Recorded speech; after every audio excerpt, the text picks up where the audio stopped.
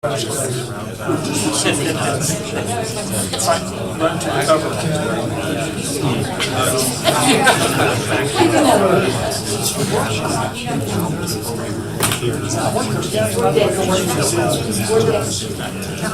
So what we're going to do is get ready. So we're not doing that. Just part.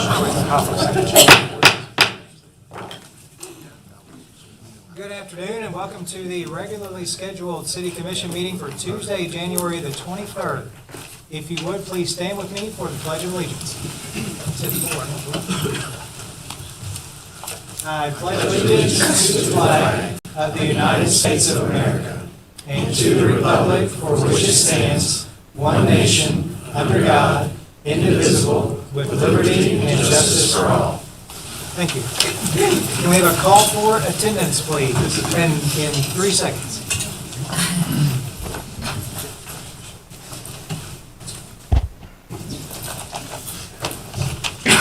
Commissioner Bowles? Here.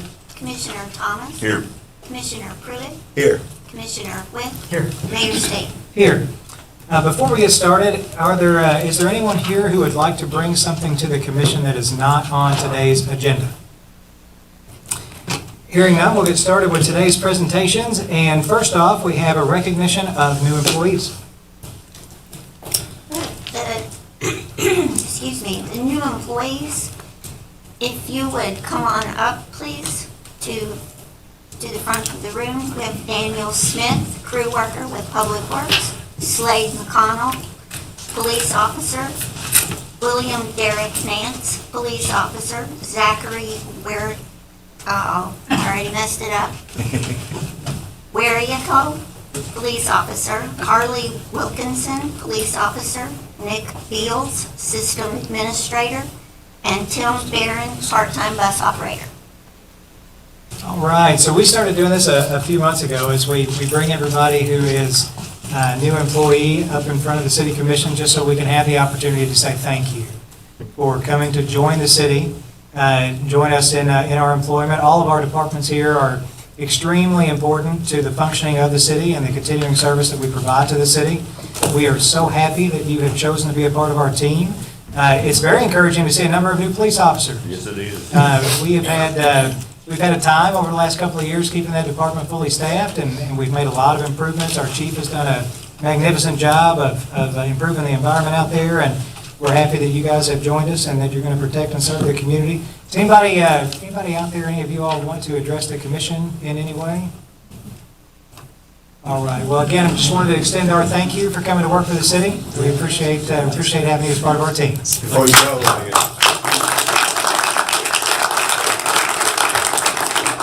want to say something to the police officer. You guys, you hold a special place here in Henderson, and you know the responsibilities, and you represent this crew up here, and we're just praying and hoping that you represent us well. Good luck, and be safe out there. Thank you, sir. All right. Thank you all.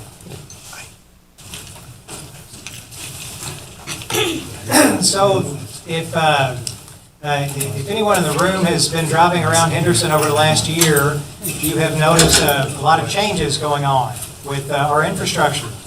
And there's going to be a lot of changes that continue to go on for the next decade or so. And today, we have an update from our I-69 team on a few things that are going to be changing within our community and some timelines and how it's going to affect the way that we drive around Henderson. So with that, if we can invite the members of our I-69 team who'd like to address the commission. Good afternoon. On behalf of the Kentucky Transportation Cabinet and the Regal Design Build team, my name is Brian Aldrich. I am part of the design team working with Regal with Stantec Consulting Services. I'm the Deputy Design Manager. And as the Mayor just mentioned, we're going to have a very brief presentation today to give you an overview of what's proposed in the Kentucky 351 or 2nd Street corridor.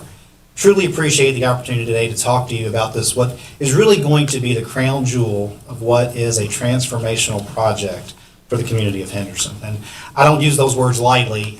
Judge Schneider just last week in a presentation to Kentuckians for Better Transportation referred to I-69 as truly transformational for Henderson and Henderson County.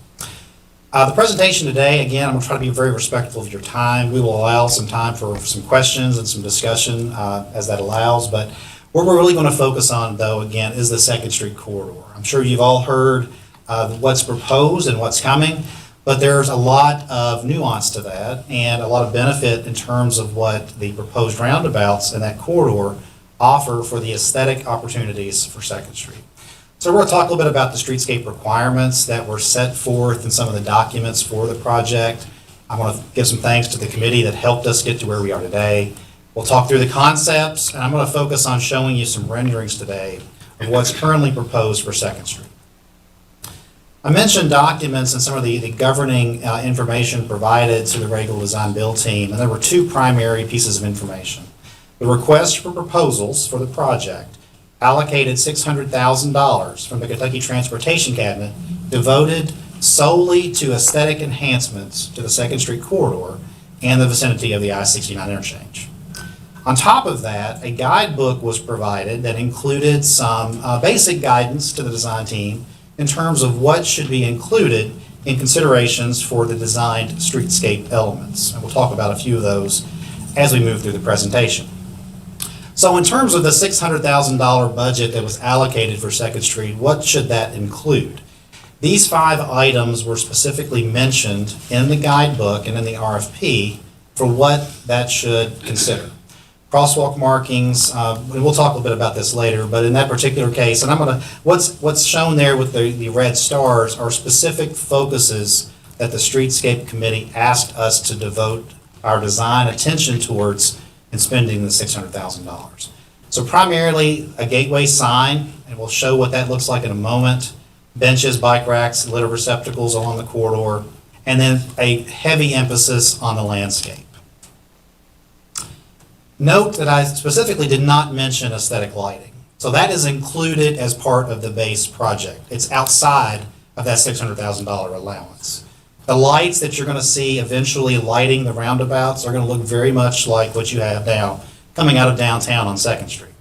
So these are this particular brand name is a Hall of Fame fixture, so it's going to look again very much like that Victorian fixture that's already out there. One thing I'll note, there are very specific lighting requirements for the safe operation of a roundabout. So there will be more lights than maybe you're used to seeing on 2nd Street, but it will be the same type of fixture. I would be remiss not to give thank you to the entirety of the Streetscape Committee. You've got tremendous resources locally. These folks have given us their time over the past year in sounding boards. They provided feedback to us, and their input has absolutely been instrumental in developing the streetscape concept that I'm going to present here in a few minutes. Everyone's familiar with what the current interchange looks like today. This is obviously an image. We're looking to the north, and North Middle School is here, the northwest corner of the interchange. And I think everyone's familiar with the basic concept for what's proposed for this corridor. So there will be 3 roundabouts, a roundabout at the west side in front of North Middle School at the Kentucky 2084 intersection. And then what we're proposing at the interchange is sometimes affectionately referred to as a dog bone interchange, just because of the shape of what it looks like. Essentially, it operates like a single roundabout. If you took a circle and tried to squeeze it as much as you could in the middle, that's essentially what the shape really ends up looking like. You've got 2 teardrops on the end, but it also obviously looks like a dog bone. In terms of, I mentioned crosswalks earlier. One of the reasons why the Streetscape Committee didn't want to put a lot of attention into the enhanced crosswalks is because, as you will see, we're only going to have crosswalks along the south side, along the entrance and exit ramp for I-69 South, and at 2084 there on the west side of Palmer's Market. So there are no, within the limits of the interchange, no crossings of 351 for pedestrians. So again, this is the basic design, the geometry as we call it in design parlance for the interchange and what's proposed. So in terms of the streetscape elements, this rendering is an overview of what is currently proposed. Again, based on a lot of feedback over the last really 18 months or so with the design team working between the Transportation Cabinet, the local Streetscape Committee, and others. And I'm going to go through specific elements at each roundabout because each one has some unique characteristics. And I'm going to start with this image just kind of as an overall. And obviously we're looking eastbound here, so downtown Henderson would be to our back, and I-69, the overpass structure, is obviously there to the top of the image. In the roundabout directly in front of Kentucky 2084 and in front of the entrance to North Middle School, That is the location of the gateway sign. And I'm going to show some images in a moment, more details of what that looks like. The reason that location was chosen is because that is the intersection where it doesn't matter which direction you're exiting or coming off of I-69 from, everyone entering Henderson will see that roundabout. So that location makes the most sense for this gateway sign. In the central roundabout, which is for the southbound I-69 exit ramp terminal and the entrance ramp for southbound I-69, you'll see 3 flagpoles. Those flagpoles are going to have uplighting, very consistent with what you have downtown on the riverfront. In the eastern roundabout for the northbound ramp terminals, we have a concrete pad at this time, and that is for the future installation of public art. So there's been a lot of discussion about the possibility of putting a bust that resembles the Henderson County High School mascot. We're not installing that as part of the project, but we're trying to put the appurtenances in place so that that can happen in the future. So a concrete pad that is designed intentionally to accommodate that sort of structure in the future. I'd also be remiss not to mention that you've got a tremendous resource locally in Andy Rideout, but the co-op extension service. Andy was very instrumental in assisting us in developing this landscaping plan and to look for opportunities to find planting materials that are hardy, that are going to survive along this type of corridor, but also are going to really pop and provide a lot of visual aesthetic. We focus primarily on perennials so that you're not having to go out there and plant every year, but there are pockets in specific locations where annuals, where you get that really very strong pop of color, are also provided. So we try a good mix and match of both. Talk about the guides, the gateway sign just a little bit here. This is a concept that's very consistent with what was in the guidebook, but we've downsized it to be more context sensitive to the location. So what you'll see there in the left side of that image is a full-grown 6-foot-tall human. And so this is still a very large sign. But when I show the renderings a little bit more detail in a second, you'll see why the sign is as large as it is. So it's about the tower on the left, and this would be the image as if you're coming into Henderson from the interstate that you would see. That tower is about 14 feet tall. The sign itself is about 30 feet in width. And the feather there obviously is the Henderson logo, and the fonts and colors all match the branding guidance from the city of Henderson. This is the message on the backside, obviously the slogan for Henderson, Discover Your Nature.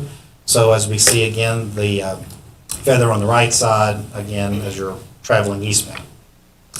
And here's a rendering of what that sign would look like within the center island of that roundabout. So while it looks huge when you see it in context of a human standing beside it, when you're traveling from the roadway, it's not quite as large. So it's a little bit more in line with the context and the surroundings.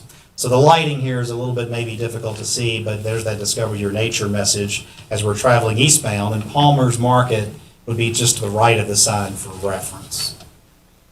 And then this is the back side of that. So if you're traveling towards downtown Henderson, so the interstate's now to our back, the city of Henderson, the welcome message there. Note the what we call a truck apron. So each of these roundabouts is designed to accommodate semi-trucks, and that apron is stamped concrete and colored red. So that's what you're seeing on the periphery of the roundabout. And all the landscaping is designed to be consistent with design standards to ensure that we've got adequate and safe sight distance for motorists. A traffic camera is proposed as part of the overall project. There's going to be multiple of these to help the transportation cabinet monitor traffic conditions in the future. This image is actually taken from the location immediately at the southwest corner of the Kentucky 351 bridge, the I-69 bridge over 351. So we're now looking to the northwest towards North Middle School, and this is going to show the landscaping within that center roundabout and the 3 flagpoles that are proposed, again, with decorative uplighting consistent with what you see in downtown along Riverfront. All the landscaping, again, has been designed consistent with our feedback from Andy and from others, again, seeking for a good balance of hardy planting varieties and decorative features with a lot of color. And this is an image, basically what you would see just from the west side, if you will, of that southbound bridge. Looking down the corridor, you'll see some of those elements with the stamped concrete that's colored red.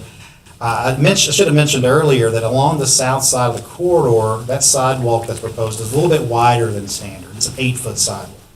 So that's obviously a heavily used pedestrian corridor, and that's recognized in that slightly wider than normal sidewalk width. Mentioned the eastern roundabout, so this is the same sort of vantage point looking to the northeast from that future traffic camera location. Again, see that in the center of that roundabout, there's a concrete pad. So the project will not install any of the other the details associated with the future installation of that mascot, but the concrete pad, decorative uplighting, conduit for that, et cetera, will be installed as part of the project.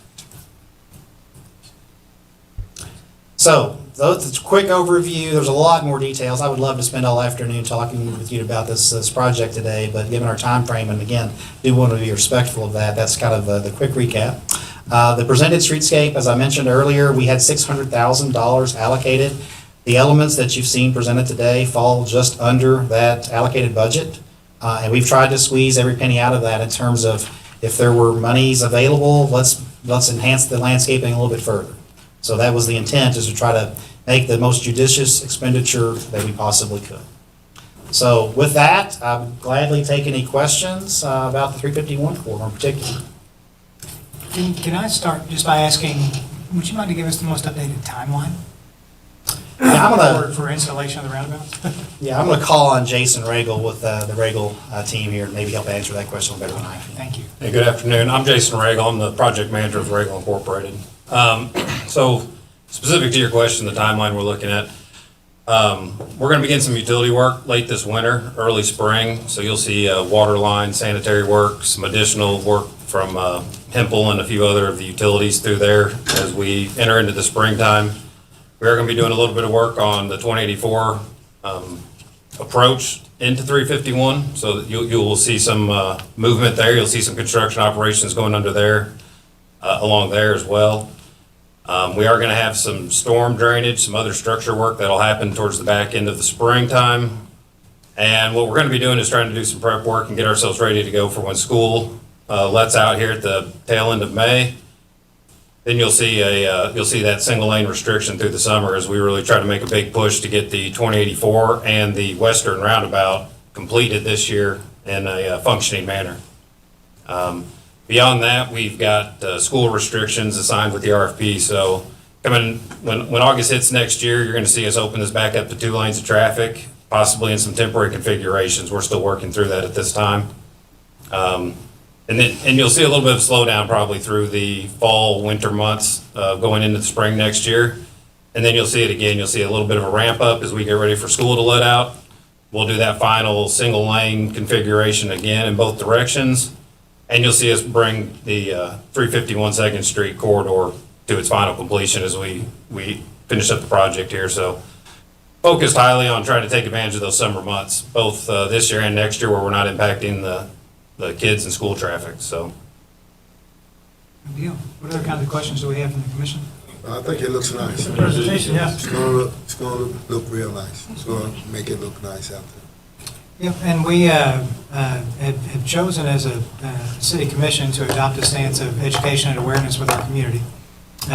These are coming, they're in the works, and the best thing that we can do for our citizens is to keep them updated as far as the timing goes and as far as the usefulness goes.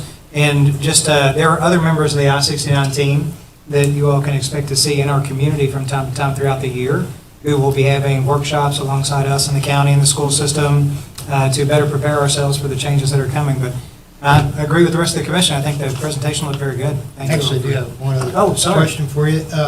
And maybe if you could just kind of give us the summary of why are we going to these instead of our typical intersections that we had there? I think that'd be helpful to just kind of get out there in a more broad way.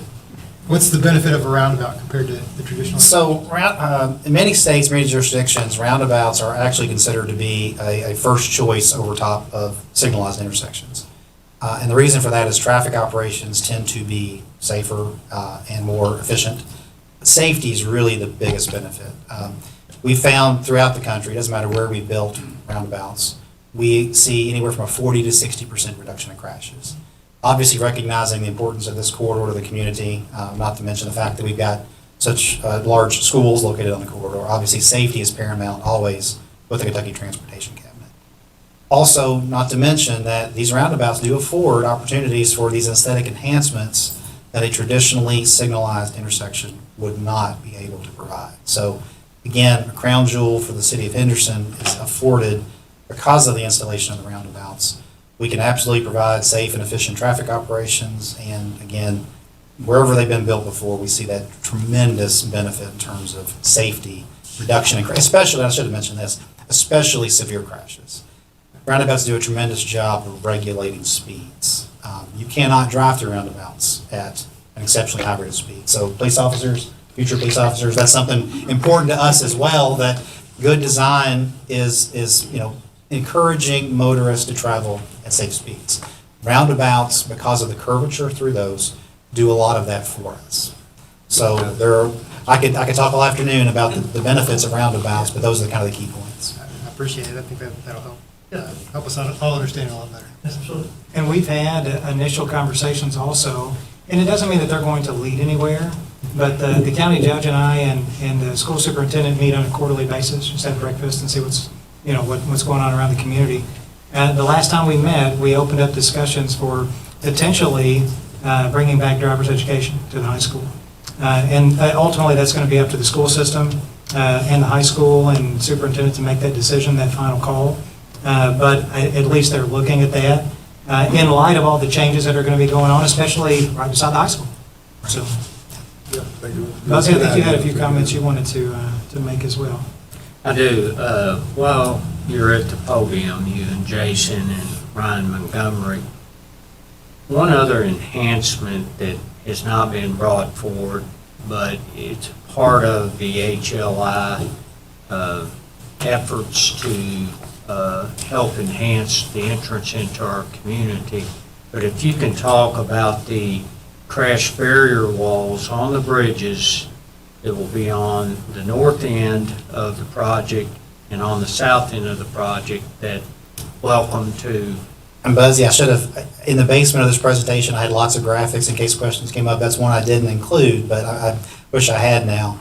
And I'd be glad to share that after the fact. But if you're familiar with the US 41 interchange at the Lloyd Expressway, traveling either direction, the welcome, City of Evansville signage that's on there, we've got something similar to that that's going to be installed on, like Buzzy said, the south end of the project limits, south of 351, and then north at the 41 interchange on the bridges that you're seeing under construction now that will carry US 41 over future I-69. And that's going to have, welcome to Henderson messaging. Now, I should have mentioned too, even on the 351 corridor, we do have a decorative wave pattern on the outside of the bridge barrier that resembles, kind of what you would see with the wave pattern or the ripples on the Ohio River. So the guidance, the sign that you saw there obviously has that bridge motif, and the pattern on the outside of the bridge barrier kind of builds off of that on the Henderson, the history with the river, et cetera. So what happened, while maybe this wasn't a line item in their budget, they agreed in our partnership in developing all this. The HLI group took a sum of money and wrote a check to Regal to make this happen. So, that our relationship over the last 18 months, outside of the utilities and outside of the planning for Second Street, has been a holistic approach into making the I-69 corridor into Henderson will be very special.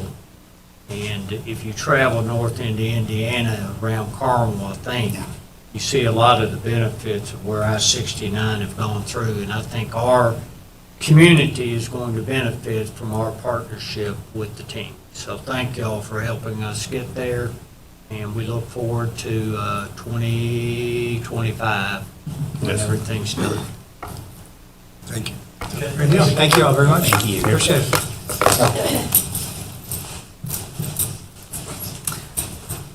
All right, next up, we have a consent agenda. Consent agenda contains the minutes of the January 9th, 2024 regular meeting and the January 12th, 2024 special called joint meeting with Water and Sewer Commission. Resolution number 02-24, resolution approving human resources report dated January 23rd, 2024. Resolution 03-24, resolution appointing Bradley S. Staton as Director to Board of Public Energy Authority of Kentucky, or PEAK. And municipal order number 03-24, municipal order approving mutual aid assistance agreement between the City of Henderson and the Ohio Township Fire Department, and authorizing the mayor to execute the agreement. Before we get a motion, do we have any items that any commissioner needs to pull for further discussion? Hearing none, I'll take a motion to approve. So moved. Do we have a second? Second. Roll call, please. Commissioner Bowles? Aye. Commissioner Thomas? Aye. Commissioner Pruitt? Commissioner Whitt? Aye. Mayor State? Aye. Next up, we have a second reading of a zoning ordinance amending amendment relating to shipping containers. Ordinance number 01-24, ordinance amending Appendix A zoning shipping containers. Ordinance amending Article 2 definitions, Section 2.01 definitions, Article 16 RMH manufactured home district, Section 16.02 permitted uses, Article 19 general business district, Section 19.03 conditional uses, Article 20 CBD central business district, Section 20.03 conditional uses, Article 21 HC highway commercial district, Section 21.03 conditional uses, Article 34, Henderson Innovative Planning District, Section 34.02, permitted uses, and 2.2, conditional uses, and Article 35, RSMH, Residential Subdivided Manufactured Home District, Section 35.02, permitted uses of Appendix A zoning of the Code of Ordinances of the City of Henderson, relating to shipping container homes and commercial facilities. Do we have a motion to approve? So moved. Do we have a second? Second. We had a lot of discussion about this last meeting. However, are there any other questions or comments or suggestions before we take a vote? Roll call, please. Commissioner Bowles? Aye. Commissioner Thomas? Aye. Commissioner Pruitt? Aye. Commissioner Whitt? Aye. Mayor Staten? Aye. Next up is the first reading of an ordinance amending the tax moratorium, and it's also the first official action that came out of last year's intercity improvement plan. Ordinance number 02-24, ordinance amending the tax moratorium.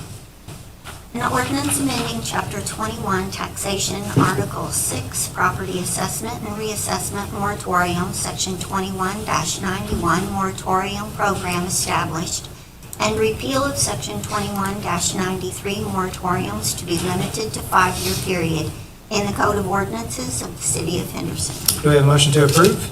So moved. Do we have a second? Second. We have a motion and a second. Do we have any questions, comments? Roll call, please. Commissioner Bowles? Aye. Commissioner Thomas? Aye. Commissioner Pruitt? Aye. Commissioner Whitt? Aye. Mayor Staten? Aye. And stop me if you've heard this one before, but we have a major road development that has been years in the making, that we have a reading for municipal order relating to Wathen Lane.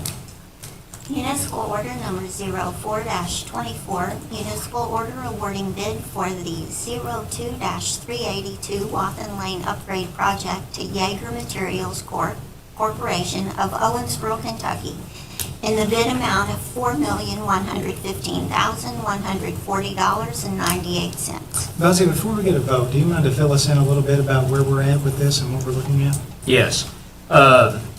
As y'all are aware, the project will begin at US 60 and Wathen Lane intersection and will extend about 100 feet past the city limits of Wathen Lane. And what will be included will be new curb and gutter as part of the project, new asphalt overlay. There will be a walking trail that will be on the south side of the project. And included as part of it will be a water line relocation that will be done in conjunction in coordination with the road work. And then Henderson Municipal Power and Light will have power utility lines that will have to be relocated as part of the project as well. So in talking with Jaeger, it is anticipated that they will begin construction probably in the 1st of March.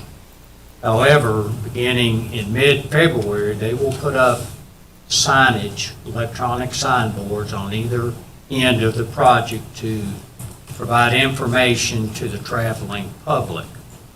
In addition to that, we have asked them possibly to conduct a public meeting for anyone that has interest in how the project will be built, and how that will impact the residents along Watson Lane, including any subdivisions that use Watson Lane for access.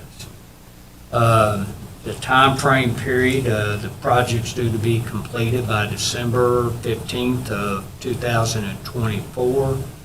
And with this being said, the project has been budgeted in the current year.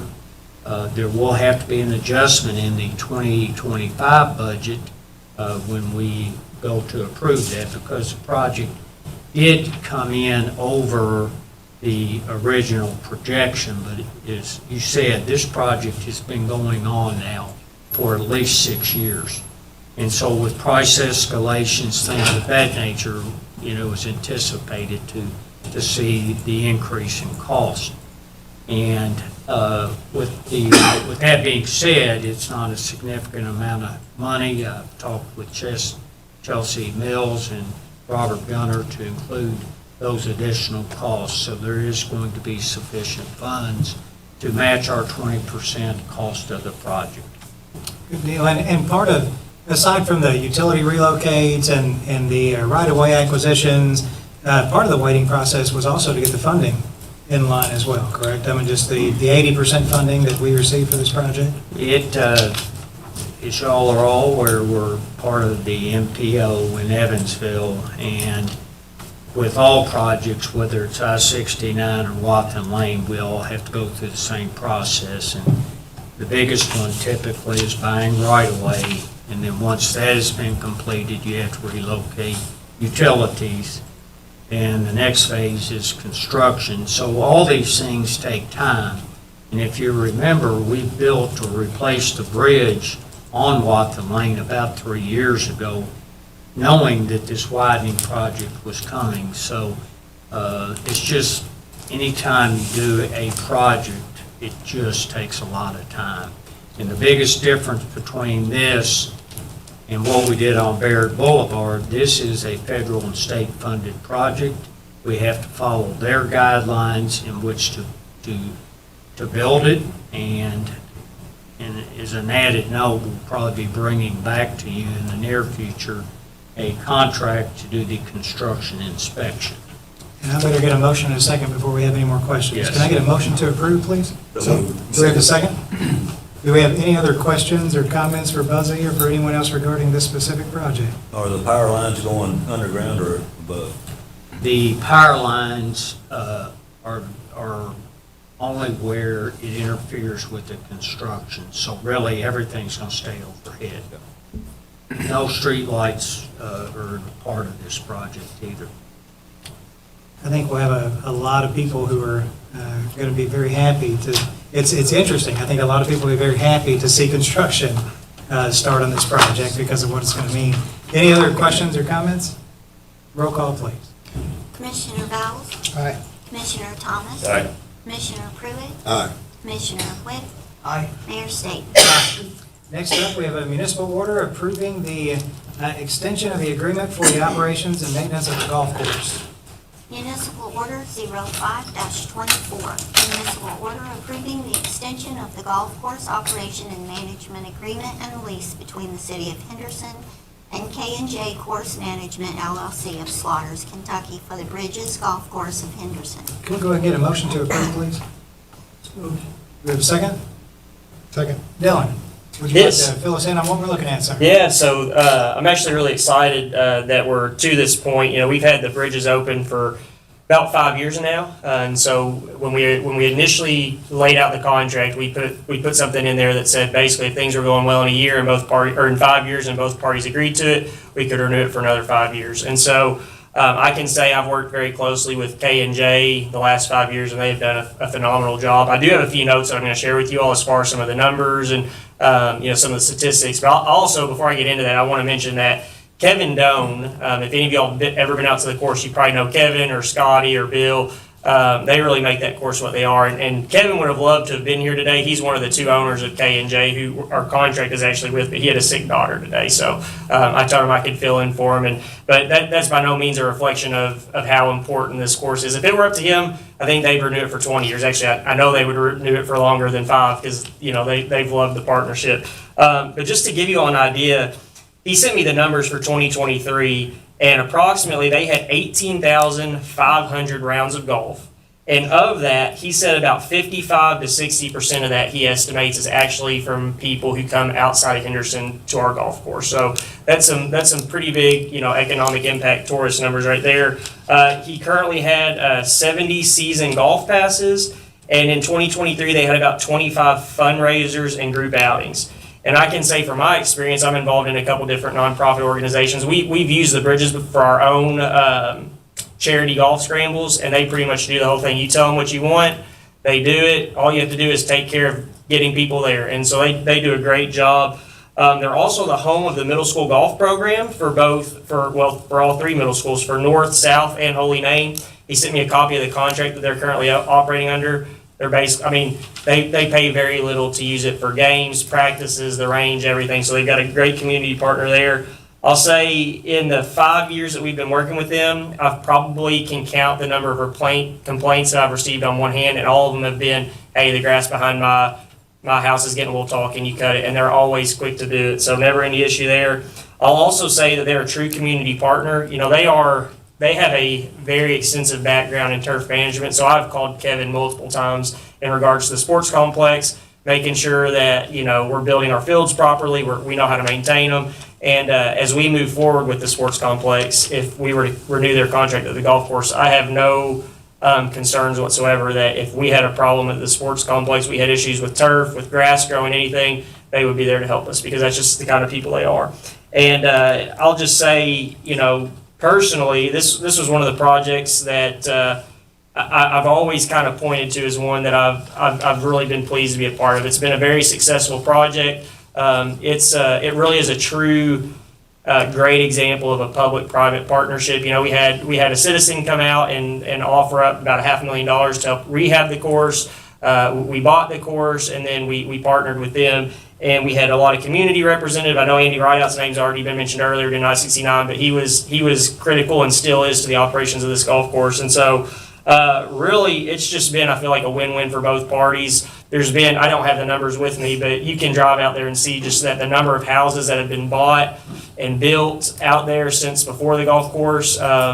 We had one property owner tell us that for 5 years they'd never had a call on their property, and when we had rehabbed the golf course, they'd had like 12 in a month. It's just, it's made an impact in more ways than one. And so, and the great thing, kind of a carrot to both parties that we put in the renewal contract is, if we were to renew this contract, depending on what their revenues are, and it's their gross revenues, we would get 2 to 4% back to the city of that. And before this meeting, he texted me and told me that they're projecting that based on their previous years to be anywhere from about a $25,000 to $30,000 inflow back to the city coffers. And I would personally recommend we keep that money set aside and we use that for future capital repairs, because there's always little things that we cost share on. But all in all, I feel like it's been a great thing for both parties.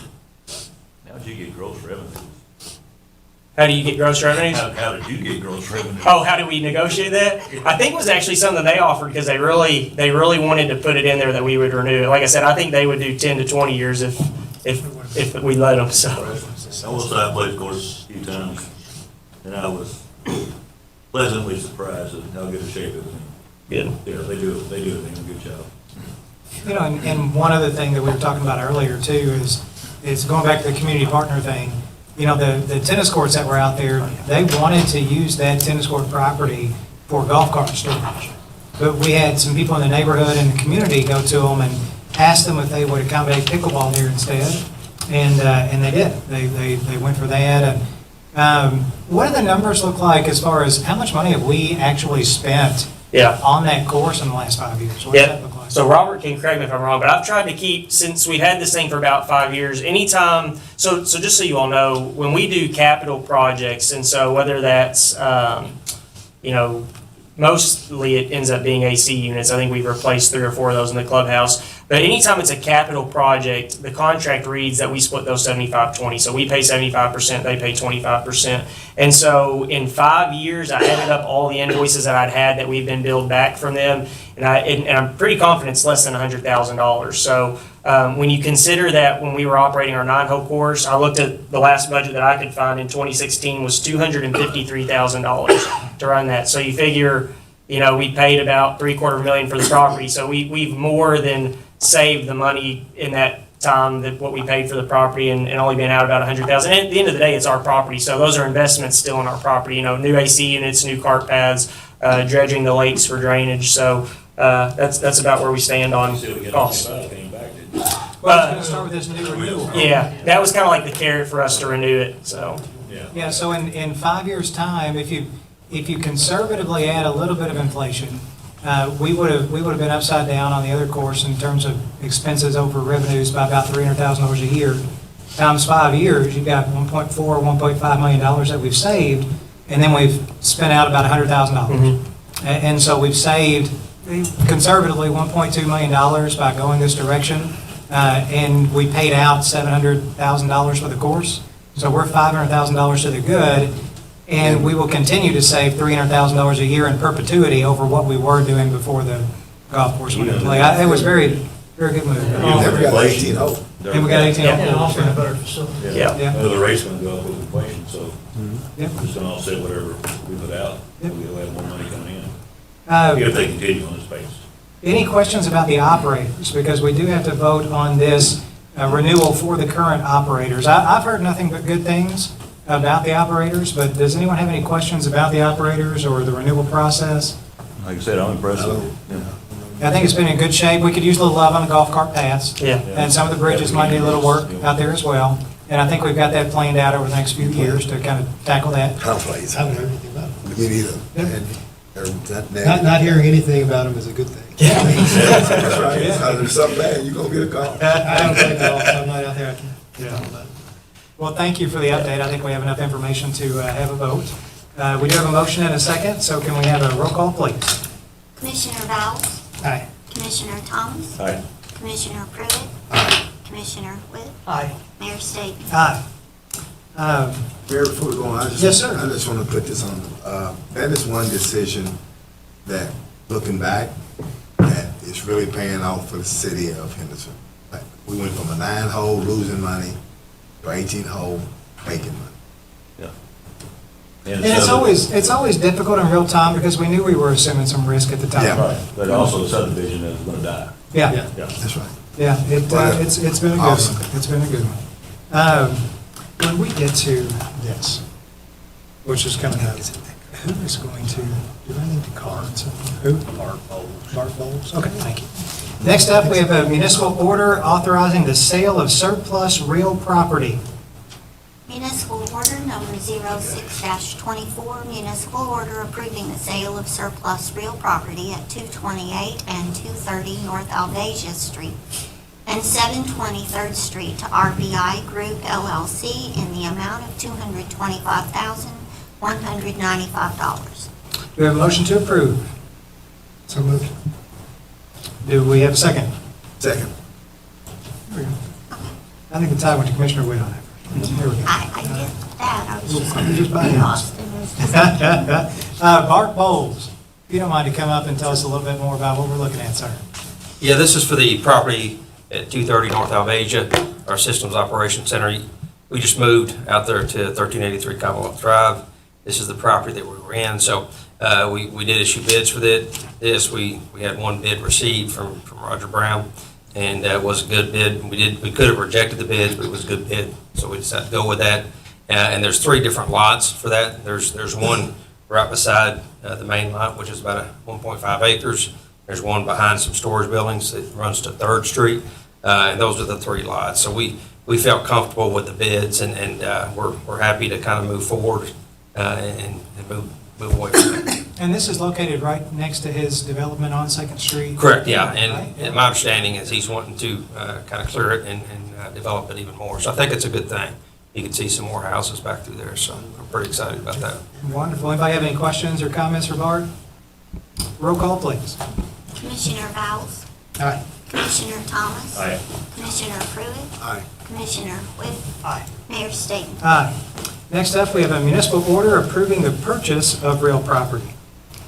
Municipal order number 07-24, municipal order approving sales and purchase contract between Oath of Warren trustee of Cassius T. Bentley Jr. Testamentary Trust and the city of Henderson for the purchase of approximately 54.57 acres of real estate, more or less, for the sum of $1,364,250 in cash to be used for future economic development site, and authorizing mayor to execute all necessary documents on behalf of the city. Do we have a motion to approve? So moved. Do we have a second? Second. Buzzy, can you give us a little background on this one, please? I don't mind. As we have discussed recently, our economic development group, Missy Vanderpool, Whitney Risley, had an option to acquire this farm, which consists of about 54 acres. And to put things in perspective, this farm is adjacent to the current Pratt Industries property on 425. This farm has access and road frontage, and to be frank with you, it's probably the last developable property along the 425 bypass that is not currently in the floodplain or floodway. So with that being said, looking at a economic development standpoint, it's been recommended not only by this Board of Commissioners, but in conjunction with the Henderson Water Utility Board, to acquire this property and to be able to market this property in the future for industrial development. And the other thing, I'd like to make a comment on behalf of HW with regards to infrastructure. We currently have water and sewer available in that area. We also have natural gas is available. So if we do land a rather large industry, we're already well on our way to being able to serve that. It's almost a build-ready site. It's not pad-ready, but build-ready. So with that being said, that's sort of the background behind it. And with that opportunity, I think it will take this Board of Commission and our community forward for future economic reasons. I want to also extend a thank you to HWU specifically for being such good partners. In looking at joining us in purchasing this property and thinking ahead in terms of economic development. We've had a string of successes where HWU and a number of our other organizations and the City Commission has had really good relations with our Economic Development Department. And we've been able to string together a few successes in the community here lately. Yes. And I know one thing we want to make sure that we continue to do is keep those successes going on into the future. And purchasing a plot of land is really the first step. And sometimes you have to have a little patience, and you have to do a little bit more further development on that property to turn it into something that's going to be good for the community. But I'm excited. I'm excited that we're moving this direction, that we're thinking this way, and that we're going out and grabbing this property. So, any other questions or comments or suggestions? All right, roll call, please. Commissioner Vowles? Aye. Commissioner Thomas? Aye. Commissioner Pruitt? Aye. Commissioner Whitt? Aye. Mayor Staten? Aye. Lastly, on the municipal order section, we have a municipal order approving an MOU with HWU regarding this property.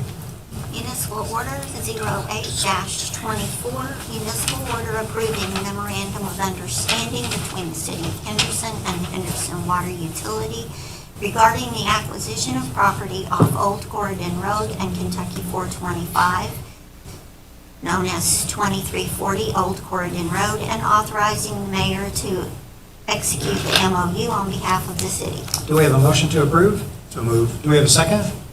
Second.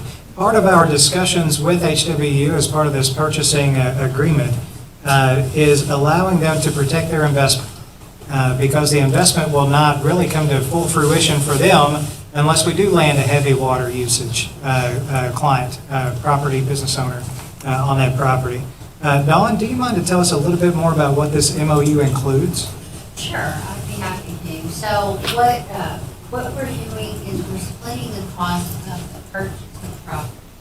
But the HWU is going, because there'll be site preparation costs in order to get this ready. HWU has agreed to spend up to $800,000 towards the site preparation. And at that point, then, if we are able to locate the industry on the property, and if they use more than 750,000 gallons a month, then there's no payback required. However, we have put in a chart that kind of walks through what a payback would be depending upon how much water usage that industry would be. And so, and then at the end, this will remain in place until the property is either sold or put under an IRB. Because with IRBs, of course, the city will maintain the ownership of the industry. Do you have any questions or comments? Roll call, please. Commissioner Vowles? Aye. Commissioner Thomas? Aye. Commissioner Pruitt? Aye. Commissioner Whitt? Aye. Mayor Staten? Aye. Next up, we have need for ordinance review. And Dawn, do you want me to call Trace up first, or are you going to take it? Sure. Oh, actually, well, hold on just one sec. Yes, sir. Under the city manager's report, I'd like to advise the Board of Commissioners that we have received several appeals with regard to recent action taken at the Planning Commission with regards to Braxton Park. And what I would ask the city attorney to do right now is speak in general as to what the next step will be. Sure. I put at each one of your all's place, we received one more request for the board to make a decision on the rezone at Braxton Park. I have delivered to all of you a packet of materials that has all the information regarding the Braxton Park rezone. I know that 3 of you all have already had the opportunity to review those. You told me if you all will be able to get all of those reviewed prior to our next meeting, then we'll go forward to determine whether you all are ready to make a decision on what the Planning Commission has done, or if you all want to hold your own public hearing. So we'll have that on the agenda for the next week. For the first meeting in February? Yes, sir. Okay. And you all have Yep, does everybody have their packets? Yep. Yes, ma'am. Anything else under city manager's report? No, sir. All right. Trey Stevens, if you want to come up and you and Dawn sort of work out how we're going to talk about dogs in the community and the need maybe potentially for an ordinance or two. Yes, sir. So I'm here today because we've had, over a period of time, some instances with dog owners, citizens, and visitors that have caused some issues and some concerns with our staff. And in reviewing our current ordinances, we found a couple of places that we'd like to make a few recommendations to change the way the city currently handles dog ownership. The running at large. So currently our ordinance reads as it is on the screens. You have to have your dog under your possession. It includes any, I'm paraphrasing wildly at this point. So it has to have that. The owner or the custodian of every dog shall keep that dog under control, either on his own premises with an enclosure that it can't escape, which is 1. 2, firmly secured by means of a collar, chain, or other device so that it cannot stray from the premises on which it's secured, which is 2. And then 3, under, which is the one that we'd like to make a recommendation on. 3, under immediate control of such a person. And then it goes on to state that under immediate control is defined as the power to manage or direct the dog and is not limited to physical control on the dog. And this is where we've run into issues with visitors, especially to parks is what we're speaking about. Visitors to parks that will let their dogs out and let them run around off leash in fenced-in sports areas, around playgrounds, around roadways. And while our staff tries to address it with them, they claim our staff really has no leg to stand on when asking them to leash their dogs. The owners claim they're under immediate control. They don't use that exact statement, but they do claim, I've got control over my dog. He comes when I call, which obviously our staff has seen and several times may not be an accurate representation of what's going on. Other cities and their at-large ordinances read a little bit differently and require leashes in certain public areas or in public areas. The city of Paducah requires leashes on all dogs in public areas, parks, sidewalks, and other places. And the city of Hopkinsville also requires dogs be leashed in that, and it removes the under control section while in public places. So in your own yard, you're able to let your dog run off leash and maintain control. If you're in Atkinson Park and you're walking your dog along the Riverwalk, you have to have your dog leashed at that time so that it does not run off on it. And birds or squirrels or kids playing on the playground don't distract your dog. I'm assuming they have an exclusion for parks that are particularly situated for dogs? There are exclusions for dog parks which are specifically taken out of this, and there's also exclusions for certified service dogs, service animals. So those are 2 examples of other city ordinances that do require dogs in public areas, including sidewalks, to be leashed while out in public. But right now, we don't have a leash law. No. Not really. No. If we go back, we see under section 3, you can claim your dog is under control and it can run, but it can be out in public, parks, sidewalks, anywhere in the public without a leash. But wait, there's more. So you can walk down the street with 2 pit bulls. Off leash, claiming they're under control. Yes. We do exempt dog parks, and then also per federal regulations, any service animal is exempt as well. So what, are you gonna talk about the other thing too, with the Yeah, dogs? right Yes. here. Oh, there we go. Also, our staff particularly noticed that the city of Henderson does not have any kind of a sanitary cleanup ordinance on the books. Unfortunately, our staff has run across this on several occasions with dog leavings. That's a good word. Dog leavings.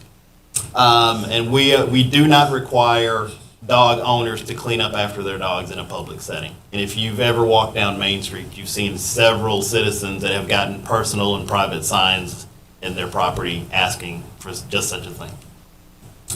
Going back, the city of Paducah has ordinance on their books requiring that the owners clean up after their dogs in public settings, sidewalks, school grounds, city parks, or sidewalks, or any other place owned by the public.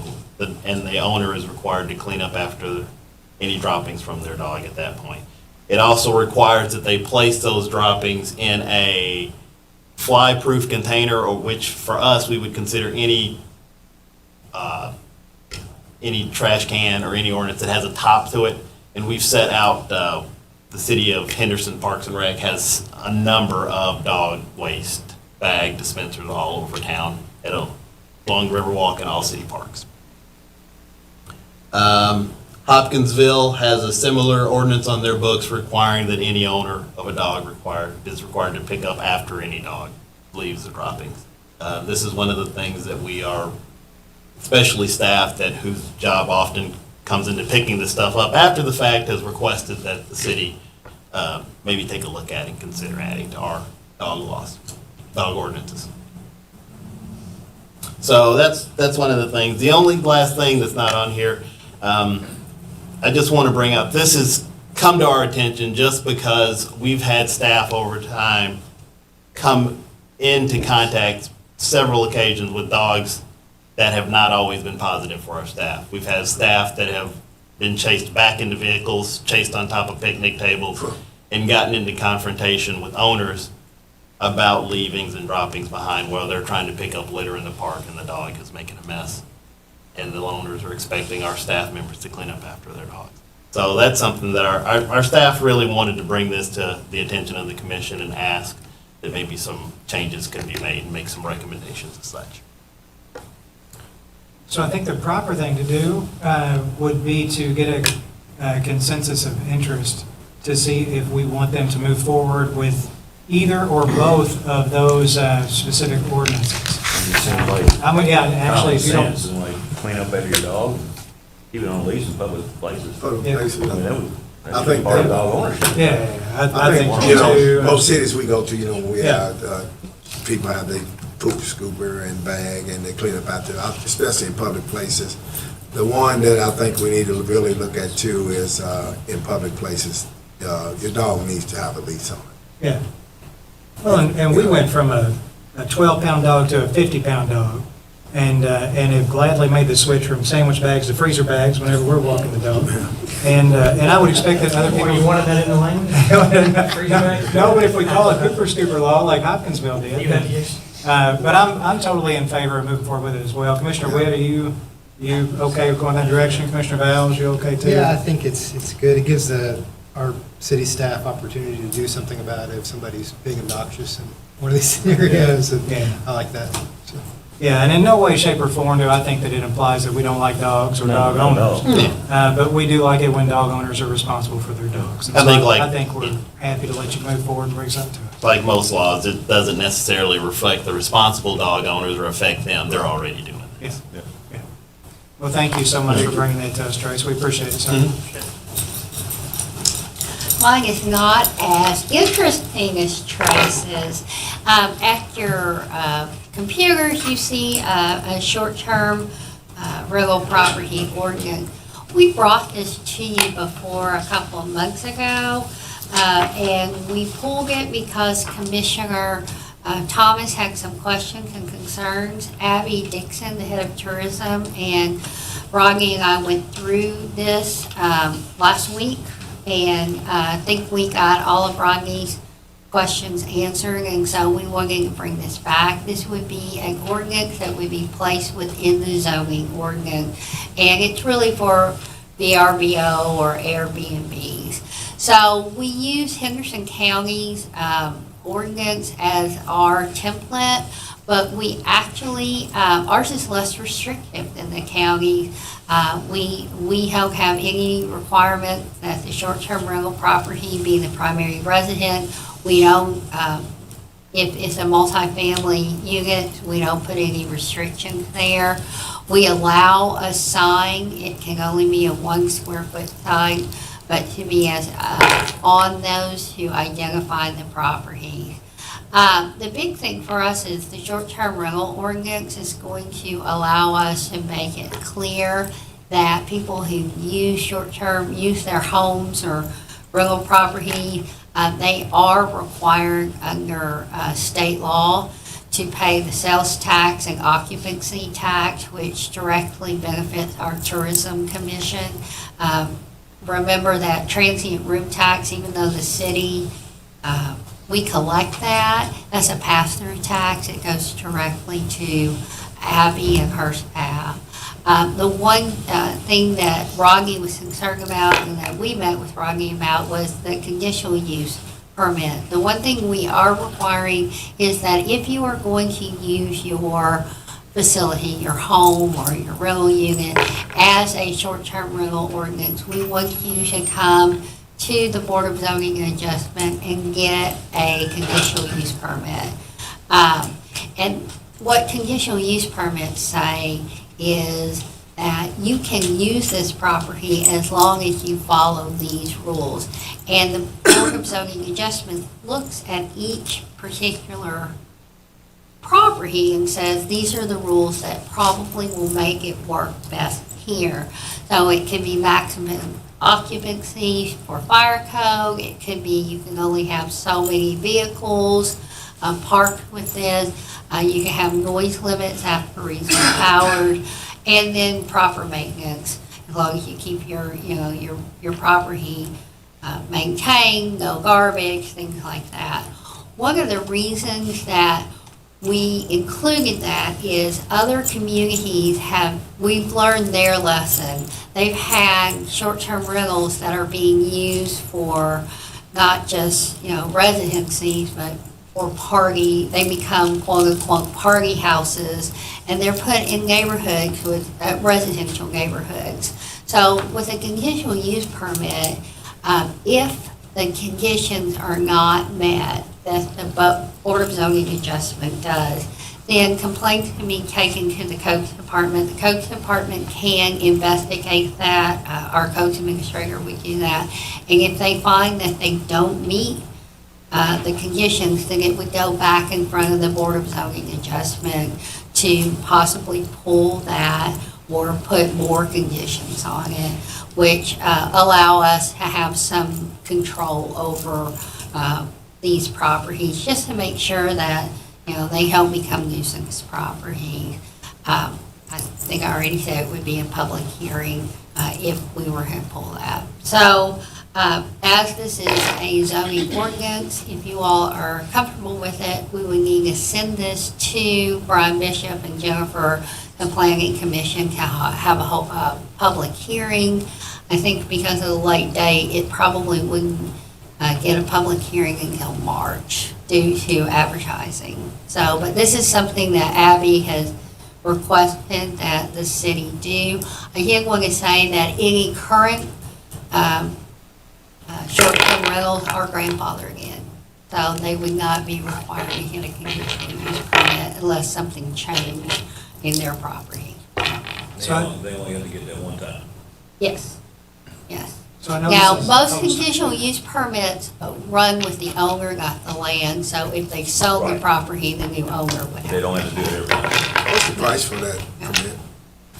Uh, Short-term use, You mean for the permit conditional use? I think it's a $54 fee plus you have to reimburse for the publication fees. So it's not very. About $100? Huh? So about $100?